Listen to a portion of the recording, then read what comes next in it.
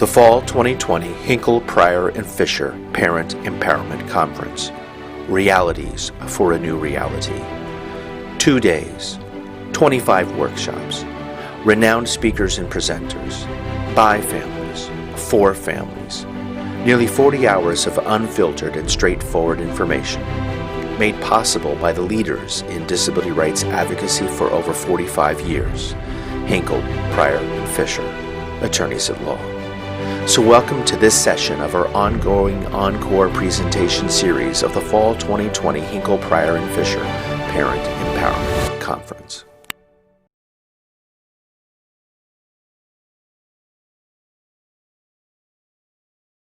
Welcome, everyone.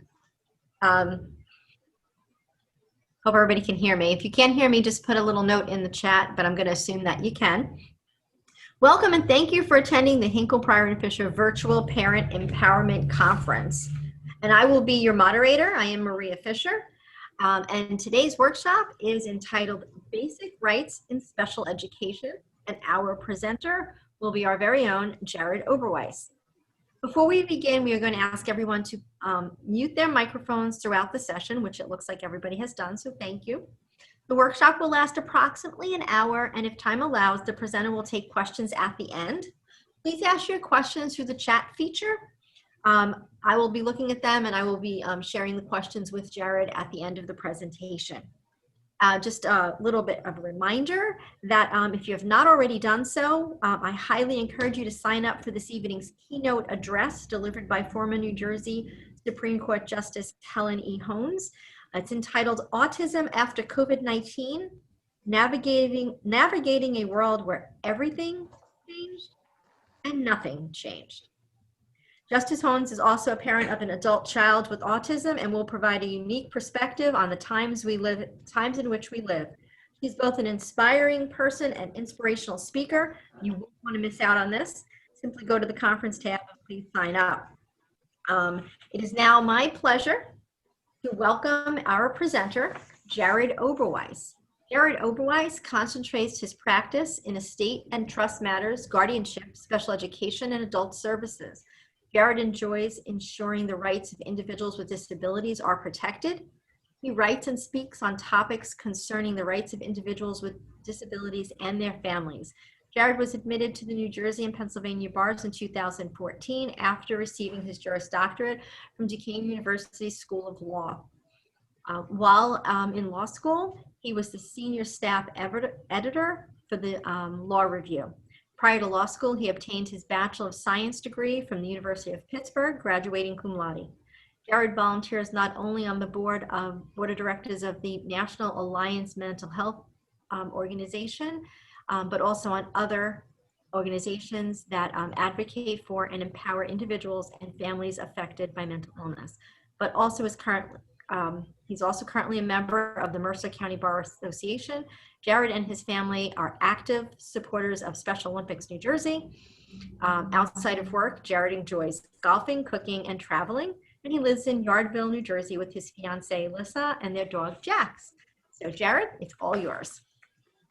Thank you for that very warm introduction, Maria. So to start this presentation today, one of the things that I want you to take away, from today is, if your child has a problem, and I'm talking about with the special education or the related services, you need to communicate that, and you need to communicate that effectively, and you want to do that with the school district right now. You want to make sure that the school knows about it, and it's really better to get the conversation started now than it is later on as the school year progresses. So as we start, it would help to talk about, what laws are we talking about which provide for these rights. So mainly there are three, main laws that we're going to talk about right now, but we're really going to focus our emphasis on the first one, which is the Individuals with Disabilities Education Act. This law was enacted in 1975, so about 45 years ago.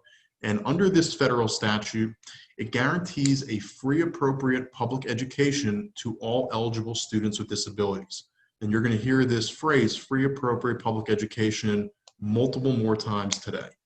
All right, so some of those other laws are also Section 504 of the Rehabilitation Act of 1973, As you may have guessed, this law was enacted in 1973, and really it promotes discrimination, it prohibits discrimination on the basis of disability. Similarly, there's also the Americans with Disabilities Act, which some of you may be familiar with, the ADA. And really the Section 504 and the ADA, at least with respect to elementary and secondary education, are virtually identical. But again, we're going to focus on the IDEA and the protections and rights that it provides. So again, the IDEA guarantees students the right to a free, appropriate public education in the least restrictive environment. Now, the goal behind the IDEA is really to prepare students after graduation for three things. And those three things are employment, further education, and independent living. So when we talk about, and when I say, free, appropriate public education, well, free, appropriate public education.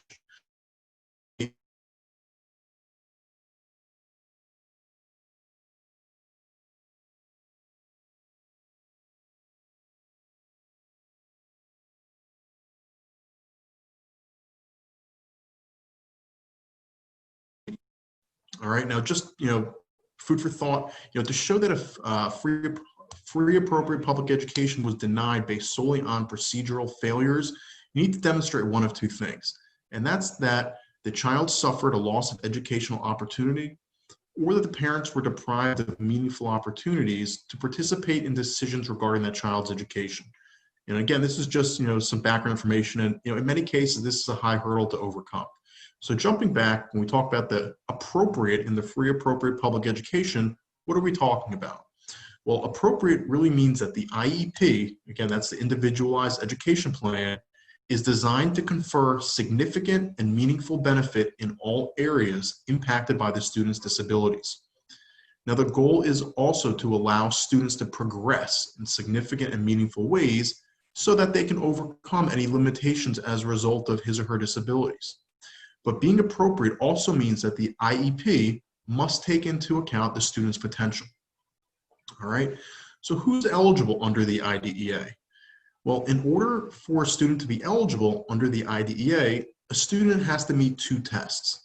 And those two tests are, first, that the student's condition must fit within at least one of the 13 disability categories provided for under the statute, the IDEA.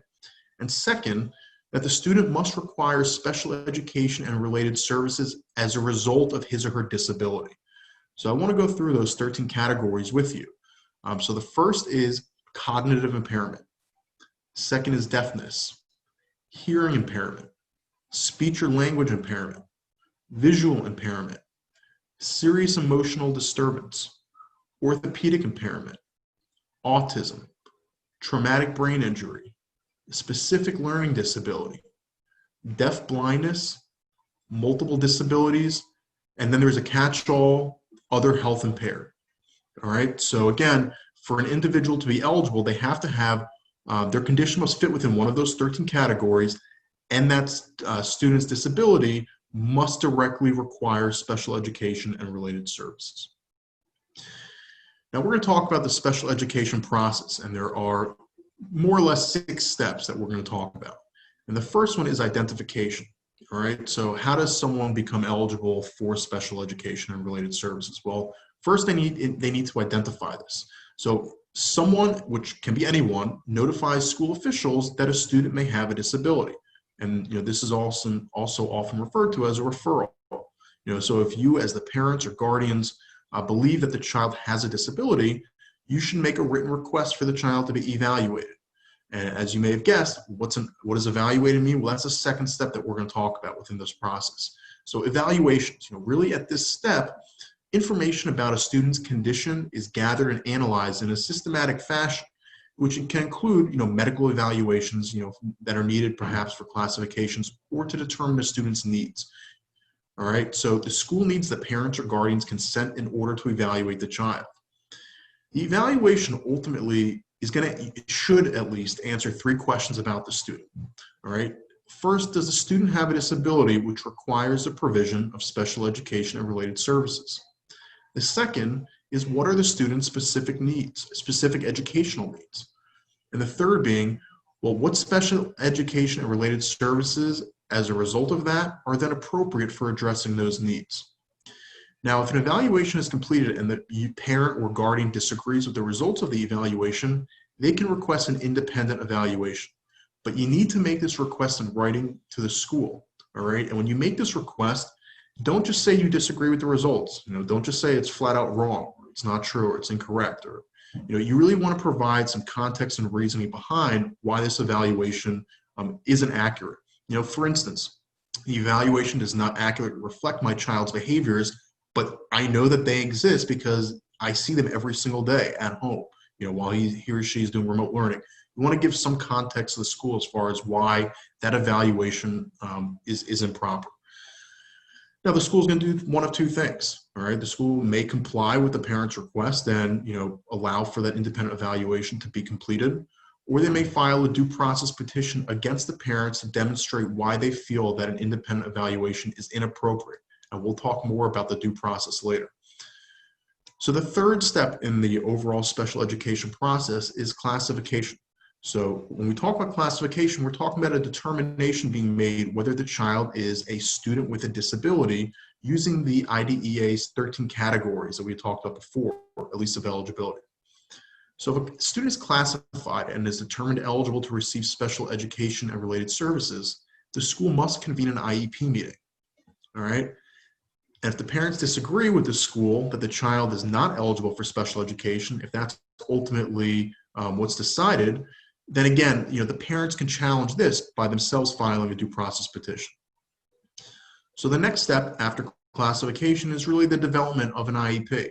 All right, so the child study team is going to be responsible for developing this individualized education program for the student. Now, the parents have to be given advance notice of this meeting, and they have to be given the opportunity to participate, whether they choose to or not.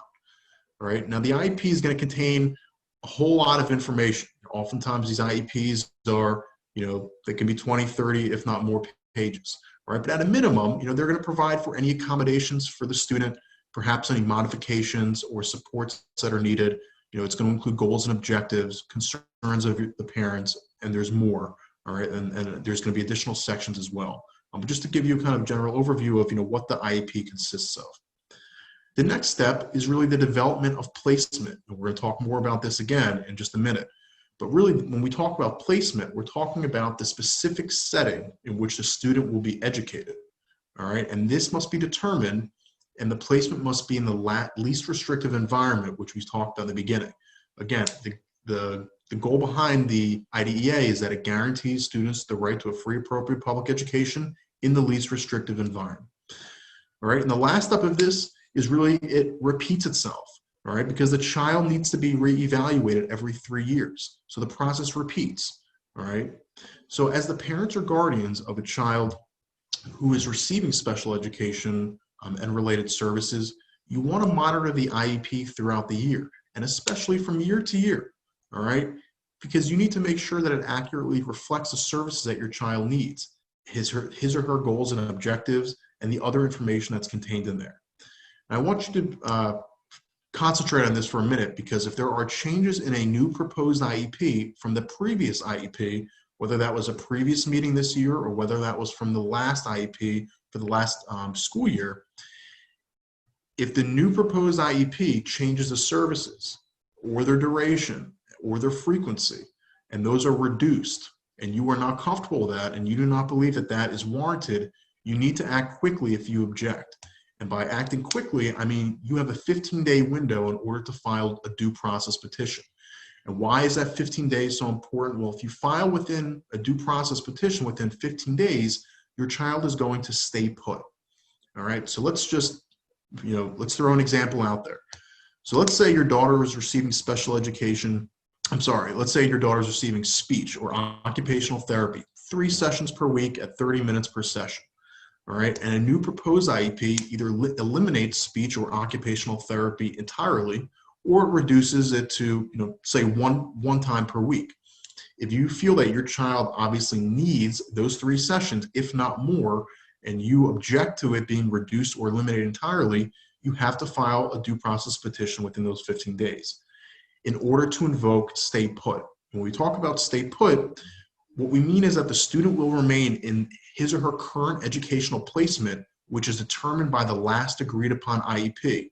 And this current placement, or I'm sorry, the placement from the last IEP is going to remain in effect until a due process petition is ultimately resolved. We'll talk about how that plays out, in a little bit.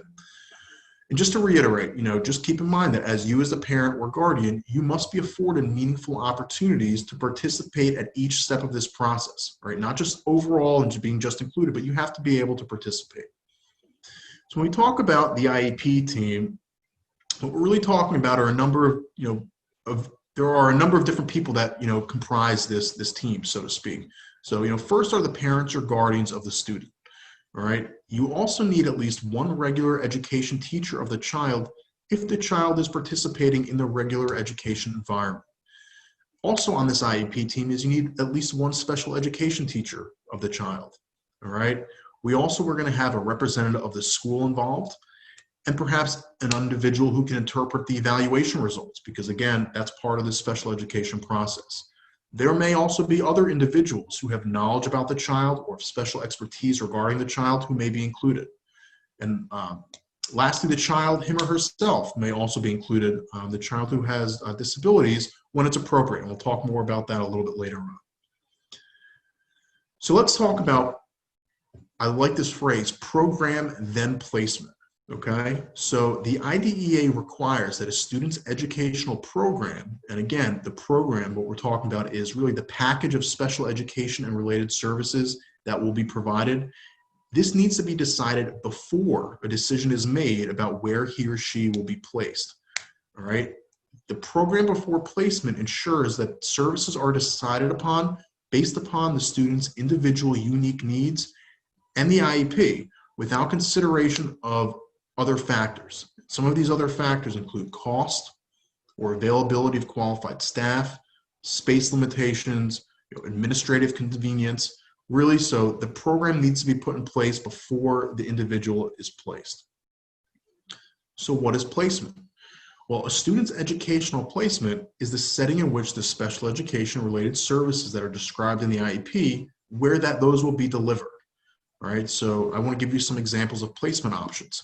It could be regular education, it could be a resource room, self-contained, it could be an approved private school, or residential placement, homebound instruction. So there are, various options as far as placement goes. Now there are some requirements as far as placement. All right, so the placement must be determined at least annually. All right, so every year there's going to be at least an annual IEP meeting. The placement has to be determined. All right, it's got to be based on the student's IEP, and it must be as close to home as possible, as close as possible to the student's home, unless the IEP requires some sort of other arrangement. So for instance, if the student is placed out of district at a private school, that's obviously not going to be as close as possible, but it's based on the student's IEP. Now, when I mentioned before that the IDEA also has this least restrictive environment requirement, really what we're talking about is two requirements here, is that children with disabilities, whether it's in public or private school, they are to be educated with non-disabled children to the maximum extent appropriate. And the second requirement is that whether it's special classes, separate schooling, or other removal of children with disabilities from the regular education environment, this occurs only if the severity of the disability is such that the education in regular classes, even with the use of supplementary aids and services, really cannot be achieved. And we're going to talk about supplementary aids and services momentarily. So based on everything I just said, what are some factors that, would lead to placement outside of a regular education classroom? Because again, that's the ultimate goal unless it can't be achieved. So I want to go through some of these factors with you. If the student requires more intensive or specialized instruction than is available in regular education, that's certainly a factor. Or perhaps the student requires a smaller or more highly controlled environment than the regular classroom. Maybe the student will not receive a sufficient educational benefit in the regular classroom, even with the use of those supplementary aids and services, which we're going to talk about. Maybe the student requires too much of the teacher's time and too much of the teacher's attention that it really would substantially interfere with other students learning in the classroom. Maybe the student threatens the safety of other students or poses a danger to him or herself. All right. Perhaps a student engages in, significantly disruptive behavior, which again interferes with the education of his or her peers, other classmates. Or perhaps a student requires so much modification in the curriculum that the regular program has to be altered beyond its real recognition. All right, so using those factors can lead to placement outside of the regular education setting, even though that is ultimately the goal, if possible. So what are supplementary aids and services? When we talk about supplementary aids and services, we're really talking about those aids, services, or other supports that are provided in the regular education classes or other education-related settings. Also, good to know is in extracurricular and non-academic settings, really which would enable the student with disabilities to be educated with non-disabled children. And again, that's ultimately the goal if possible. So some of you may certainly have children, who are in the special education setting or are receiving, related services. So I want to go through a number of supplementary aids and services as examples, which you may find helpful as far as making these requests to the school, to help educate your student ultimately. So some are, supports really to address environmental needs. This can include preferential seating or planned seating, on a bus, assuming that we're not working remotely under COVID circumstances, or certain seating at lunchtime, or, an altered room arrangement as far as the classroom goes specifically for the student. We can talk about the levels of staff support. All right, so a one-to-one aide or behavior specialist or other paraprofessionals who are with the student. There's also planning time for collaboration needs by staff, setting enough time so that the staff can collaborate to adequately address the student's needs. Specialized equipment is popular. Does a student need a wheelchair or computer or software, an augmentative communication device, restroom equipment? Those are the kind of things we're talking about. Pacing, at least as far as instruction goes. Does the individual student need more breaks or additional breaks, additional time, perhaps an extra home set of materials? Presentation of the subject matter. Can we have a taped lecture? Or if the individual is deaf, sign language, providing the information in his or her primary language. As far as materials go, perhaps scan tests and notes into a computer, shared note-taking, large print, for those with visual impairments or braille, for those who are blind, assistive technology. These are some of the kind of things that you want to think about. There also can be modifications to assignments, shorter assignments or taped lessons, or instructions can be broken down into steps or components, or even allowing the student to record or type assignments. These are some of the supplementary aids and services that can be implemented, to keep the student within the general education population. Or self-management, using calendars and teaching study skills. Testing adaptations is popular. Perhaps reading the test of the child or modifying the format or extending the time, to take those exams. There's also social interaction supports, having cooperative learning groups or teaching social skills to the individual. And then also, lastly, really just training, needed for the personnel to be able to, educate, these individuals. So I also want to touch on it again. I don't have any idea of, if your children are within the special education setting, how old they are or how young they are. So I just want to, quickly touch on transitioning, from school to adult services. And this may not be applicable to you, but something just to keep in mind, as you continue down your journey.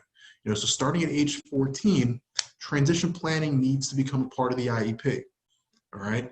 At age 16, the IEP must contain specific and appropriate transition services. So at 14, first the needs come into the IEP. At age 16, the IEP has to contain specific and appropriate transition services. Now, kind of unrelated to the school setting, but somewhat tangentially related, is really also at 18, you want to apply to DDD. And DDD is the Division of Developmental Disabilities. There are also a number of other things you want to do at age 18 for your student and your child. Is you want to apply for Supplemental Security Income, SSI, and you want to secure Medicaid eligibility, which if you apply for SSI, and once SSI is obtained, at least in New Jersey, you automatically get Medicaid coupled with that. And for parents, you really want to consider applying for guardianship at age 18. And we have another presentation which myself and my colleague will be hosting this afternoon, and we'll talk much more about guardianship, and as far as why that's important. And lastly, at age 21, even though you first applied for DDD at age 18, your student can first start beginning to receive the DDD adult services that are needed. So when we talk about transition services, what are we really talking about, right? So transition services are really, sets of activities that are coordinated for a student that are designed with a, results-oriented process. It's really going to promote movement from school to post-school activities, which can include post-secondary education or vocational education, integrated employment or supported employment, continuing adult education, adult services, independent living, community participation. So those types of things, there certainly are more. So I also want to touch on the extended school year, or otherwise known as ESY. So those who are unfamiliar with the ESY, the New Jersey Department of Education provides the extended school year as educational programming beyond the typical 180-day school year for eligible students with disabilities pursuant to the IDEA. So during your child's annual review of his or her IEP, and again, this is going to be reviewed at a minimum at least annually, schools are required to consider whether the student needs an extended school year. This extended school year, or ESY, is often a program which lasts up to 8 weeks, and it's usually offered during the summer months after the traditional school year has finished. Now again, the New Jersey Department of Ed has provided certain criteria to consider making an ESY determination. This is really for the IEP and the child study team. So some of those factors that are supposed to be considered are the degree of impairment, all right, the degree of regression, or the recovery time from regression, the ability of the child's parents to provide the educational structure at home, if possible, the child's rate of progress, or the child's behavioral and physical needs, the availability of alternative resources, the ability of the child to interact with non-disabled children, the area of the child's curriculum which needs continuous attention, perhaps the child's vocational needs, and really, I think most importantly is, whether the requested services are extraordinary for the child's condition as opposed to an integral part of the program, for that child's condition. So in that annual IEP meeting, the IEP team is going to determine whether or not ESY is appropriate. And if it is appropriate, then they will determine the type, the duration, and the frequency of services which will ultimately be provided as part of that additional educational program, if you will. So we had talked before, or I had mentioned before, about dispute resolution and due process. So just to kind of reiterate from the beginning when I started, if you have an issue, at least with your child, or you think there's an issue, you want to communicate that to the school. However, the school is not always going to necessarily listen to you or comply with what you're requesting. You may ultimately end up at an impasse. If the school refuses to provide what you're looking for, you may be left with no other choice other than to file a due process petition. Now, once a due process petition is filed, a number of dispute resolutions may occur. And we're going to briefly talk about those. So, the first thing that may happen is there may be a resolution session, as they call it, which is going to be similar to an IEP meeting. Now, you're not required to participate necessarily in the resolution session, and oftentimes parents will decline, especially if they've had, numerous IEP meetings, they're not getting anywhere.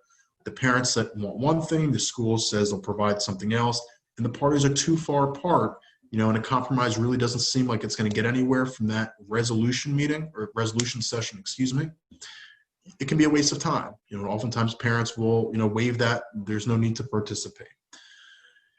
After the resolution session would come mediation, right? So once a due process petition is filed, mediation is going to be scheduled.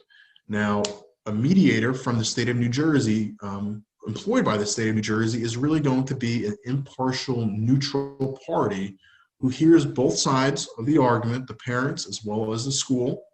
And they're going to try to bring the parties together and see if they can, work this out, see if there's any way that they can compromise or settle this matter. If the parties can come together and they can reach an agreement, although it may not be the most favorable to either side, but they can come to an agreement where they both can accept it. The parties are going to enter into a settlement agreement, and then the matter will be resolved. And the matter pending before the court, the due process petition that was filed, will ultimately be withdrawn. If mediation proves unsuccessful, the next step would be a settlement conference. All right. So if mediation is unsuccessful, the mediator is going to then transmit the file to the Office of Administrative Law, the OAL, which is who's going to handle this and with whom we file the due process petition. Once the file is transmitted to the OAL, an administrative law judge is going to hold, at a minimum, at least one settlement conference. Now, a settlement conference is going to be very similar to mediation, except rather than having the mediator, facilitate the meeting, if you will, now it's going to be a judge. All right. So, and the judge is not going to be the same judge that will ultimately hear the case if it ends up getting there and it gets that far. But it is going to be a judge who routinely hears these types of cases and can, perhaps more strongly, if you will, encourage settlement. Most cases do in fact settle, so keep that in mind. I know that, there's a lot of things on TV with courts, at least in this area, a lot of cases do settle. And, part of the process is to facilitate that, to clear the docket so that not everything ends up in front of a judge. If the parties can work together and come to an agreement, great. If everything we just talked about fails, the mediation and or the resolution session and a settlement conference, ultimately it's going to end up in front of an administrative law judge for a hearing, right? And I just mentioned, those court TV shows, it's going to be something similar to that, right? There's going to be discovery, there's going to be witnesses, there's going to be evidence and testimony, but the rules are a little bit more relaxed in this type of court venue, but there will be a judge who ultimately renders a decision. And one other thing I just wanted to quickly touch on is that, it is possible to recover attorney's fees and costs of litigation, but first you have to be successful. And the other thing is I really want to point out to you is that, throughout these multiple attempts at settlement, if the school district offers you a settlement offer, which you decline and you want to go to court and you want your day in court and you want to have a hearing and you prevail at that hearing and in court, but you only recover essentially what the district had offered you in its settlement offers up to that point in time, you're going to have a very difficult time recovering attorney's fees. So you really need to have more than what they call a de minimis recovery. So again, that's something to consider, during these settlement negotiations. So I also wanted to quickly touch on, just real quickly, in light of COVID-19, there have been certainly a number of new circumstances which haven't really been considered either by schools or by parents or by courts for that matter. But I just wanted to remind everyone that in general, while many schools are still physically closed, if they are engaging in education, even if it's remote education or hybrid education, all of the protections of the IDEA and the special education law remain in effect. Right? So even though we know that all these principles apply though, in reality, we know that it looks a lot different. Education looks a lot different than it did 7 months ago and last year. And those principles are really playing out differently now with regard to the recent school reopenings and as schools continue to reopen as this year goes forward. So really the final takeaway from today is I want you to understand your rights as a parent and as part of the child study team and IEP team. And if you have an issue with your child's programming, you really want to contact an attorney as soon as possible to discuss your options moving forward.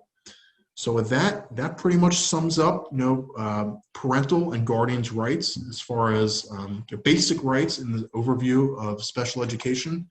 And I will now open it up for questions.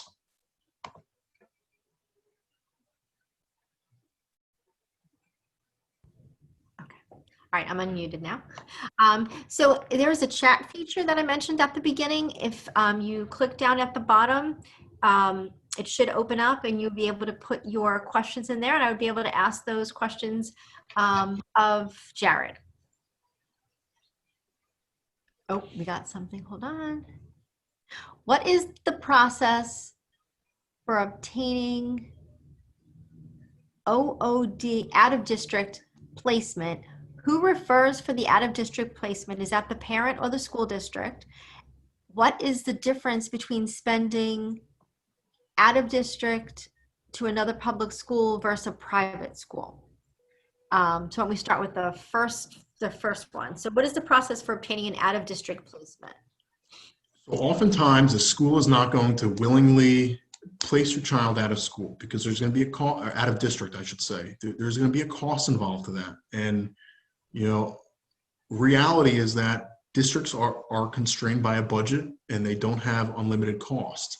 So, you know, really the district, you're going to have to demonstrate that the district does not have the supports and services available to educate your child, and that the last resort would be placing them out of district or at a private school so that they can, you know, be entitled to that free, appropriate public education.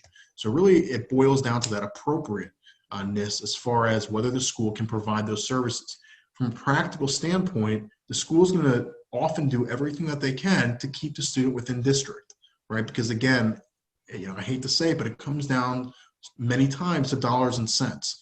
Now, you may find, and again, every school district is going to differ on this. So everyone may take a different position as far as, you know, how willing they are to do this based upon the request. Some districts may be more lenient. You know, some districts may be forthcoming and say, look, we really can't provide what this student needs. We're willing to place them, you know, somewhere else. They may provide you with a list of options as far as where they will be willing to place them. And if those are not acceptable to you, you may ultimately find yourself having to file for a due process. But again, I would caution you on doing that immediately because you want to have an open dialogue with the school. You want to give the school the ability to improve. And if they are unable to provide, you know, what your student needs, you want to document that as best as possible to put yourself in the best position if you ultimately do have to file for due process. So I don't know if I answered that question or all the parts of it. Well, let's see. I think that you probably did answer all of those questions. Yes. Are there any other, oops, hold on, oops. Okay. Any other questions that anyone has? So I think two came to me directly. So why don't Why I don't you do address those? those? I'm not seeing those.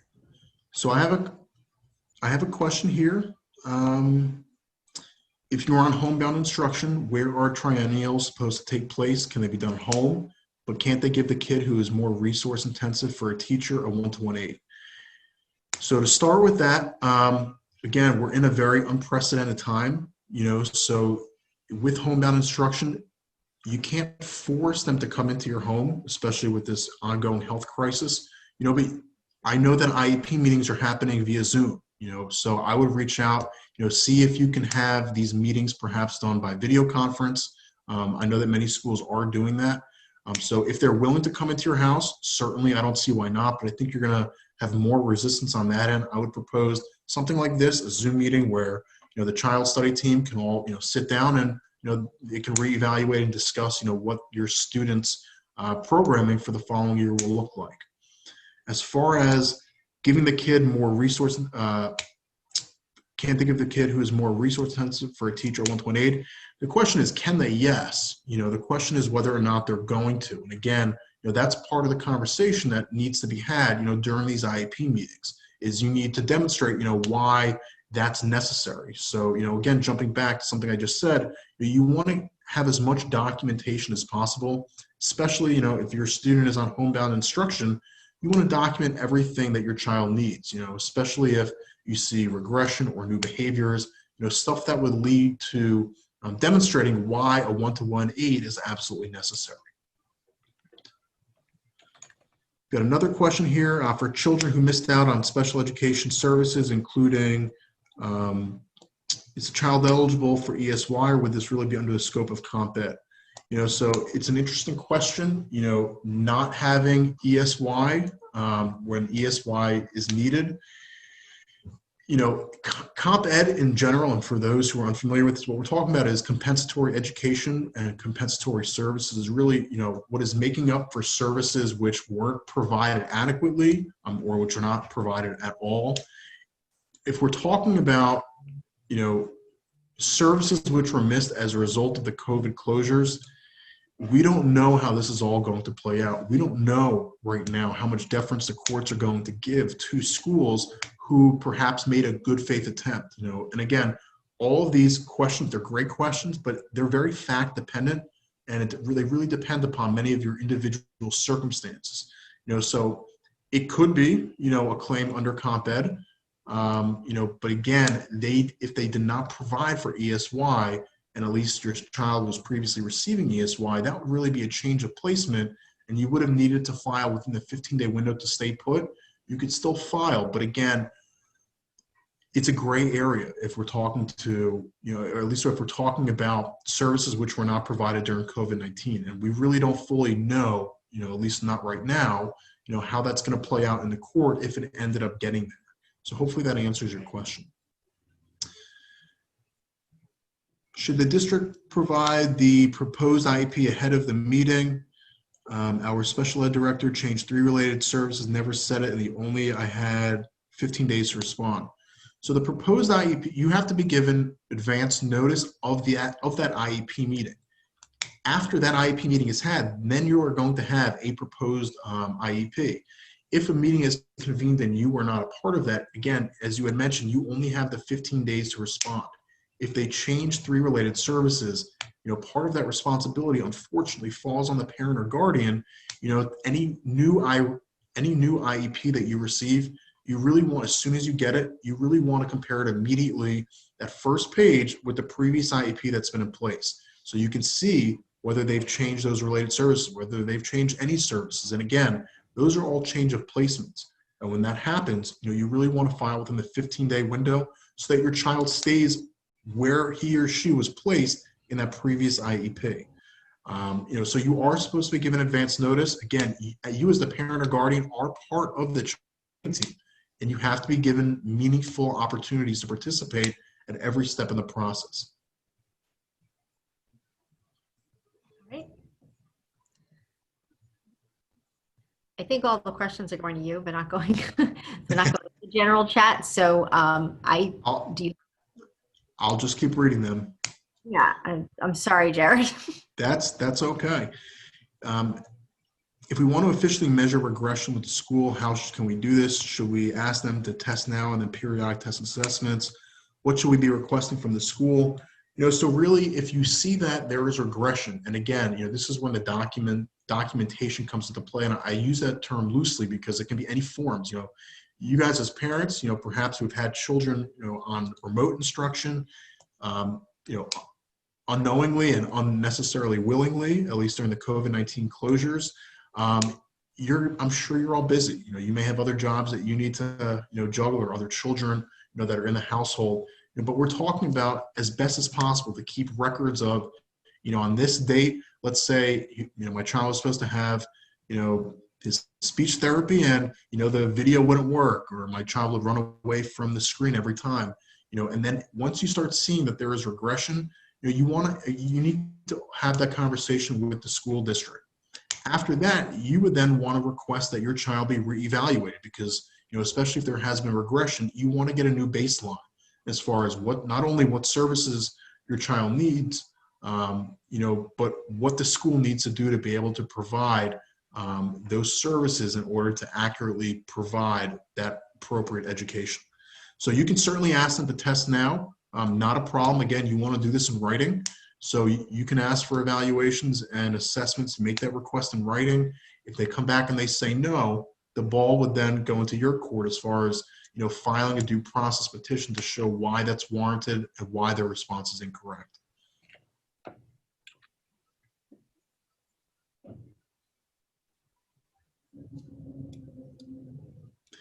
So as far as testing right now, testing is up in the air, at least as far as right now. And again, I hate to keep saying this, but, education in general is in a very kind of a gray area, at least as far as what rights. You have certain rights, how they're playing out are differently. How courts are going to decide those is a whole nother, avenue. So unfortunately, we don't know, but really I would make that request in writing that you feel that your child needs to be either reevaluated if it's been more than 3 years. You can make that request for a reevaluation less than 3 years. That's just at a minimum, what the school's required to do. right? So if you think that your child needs to be reevaluated, you need to communicate that, with the child study team. So I have a question here about a right to a draft copy in advance of the meeting. So the purpose of the meeting, the new IEP is going to be drafted as a result of that meeting. So I'm not sure I'm understanding if perhaps they sent you a notice and you didn't participate and they held the meeting anyways. You are entitled, you absolutely have a right to see every IEP that is prepared and provided. And again, just make sure you stick to that 15-day window if there's something you object within the new proposed IEP. So Jared, maybe I'm going to interject for a second. It's a common misconception of parents that they should have the IEP presented to them prior to the meeting. I know as a parent myself, you always feel like everybody else on the team already saw this and they already had a chance to review it. You walk in, they hand you a 20-something page document and say, okay, let's go. And it can be extremely overwhelming. Unfortunately, the law does not require, just as you said, Jared, it does not require that the parent have a copy of the IEP prior to the IEP meeting. And the reason for that is exactly what you said. You're supposed to be at the meeting having a discussion, and it's supposed to then be created at the meeting. As a practical reality for us parents who have gone through this, we all know it was created before time, and we're kind of just giving our okay or approval to it or objecting to it. That is different, though, from when your child has a triennial review. Those documents, those evaluations must be given to you 10 days prior to the meeting to review those evaluations. And you are well within your rights, and this happened to me with my daughter, showed up at one of her triennial review meetings and was handed all of her evaluations and said, okay, we're going to start making decisions based on these. And I hadn't even had a chance to read them. You're well within your right to end the meeting and go home with those evaluations and tell them that you're going to reschedule it. But that's the meeting that gives you a requirement to receive something in advance, but the IEP meeting unfortunately does not. So Jared's answer was absolutely correct. I just thought I would add a little bit of personal flavor of kind of how we feel and why we feel why that becomes such an issue. Because as a parent, you do feel as though you're not quite on that same level playing field, unfortunately. Thank you for that. I think I've addressed all the questions here. Does anyone else have any other questions? Okay, so wait a second. So somebody just sent me a question. Let's see, it says, perfect point. Getting the draft ahead of time and needing to have a meaningful opportunity to participate. There is an issue with so many parents. Why can't this be the law to be pursued? It's well, that's a great question. So what does it take to change the law is really what that's getting at. Got to get Congress, and on this case, it's federal. So you have to get the federal government to decide that they're going to amend the IDEA and make a change. I think I said this in one of the earlier presentations I was moderating. Nothing seems to get legislators more doing something, more making change than a lot of parents making a lot of noise about things. So if it's something that parents really feel strongly about, go ahead, like get people together, write to your congressman, let them know that this is an issue, let them know, yep, somebody's writing in here, but they're blindsided at their IEP meeting. It happens all the time. Many of the legislators probably have never sat in an IEP meeting and don't understand truly what it feels like to walk in and have this document put in front of you. So that changing the law really just requires parents to get together, be advocates and activists and try to make that change. So I think it would be a great one. So I hope somebody takes up that charge. We did have the Office of the Ombudsman of Individuals with Intellectual Disabilities, Developmental Disabilities on a little bit earlier, reaching out to his office. They do a lot of that type of work too. Would be a suggestion. They might be able to help, and they do have some inroads with regard to that. So. Any other questions?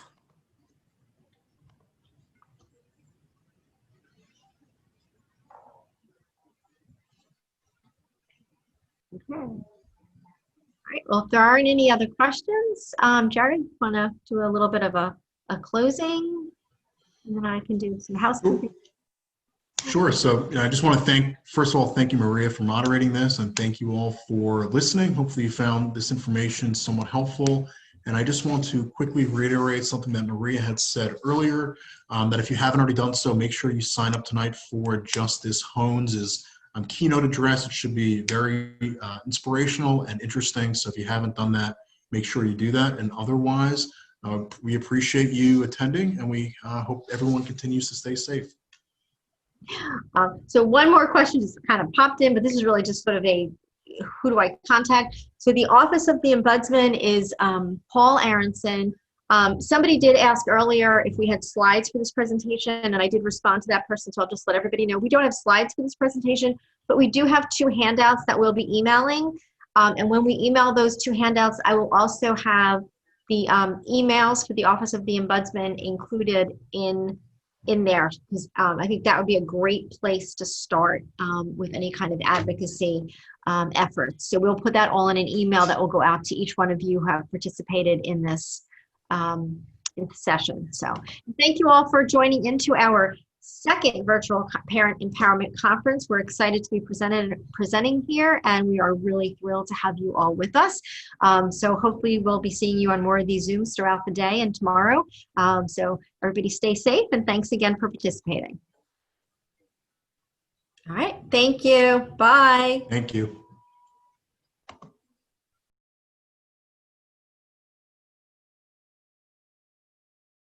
Thank you for watching this encore presentation from the Fall 2020 Hinkle, Pryor and Fisher Parent Empowerment Conference. With 24 other presentations to view, there is plenty of additional information to help you become empowered. As a reminder, the information contained in this video is not a substitute for individual legal advice and does not create an attorney-client relationship. Copyright 2020 Hinkle, Pryor and Fisher, PC, Attorneys at Law. All rights reserved.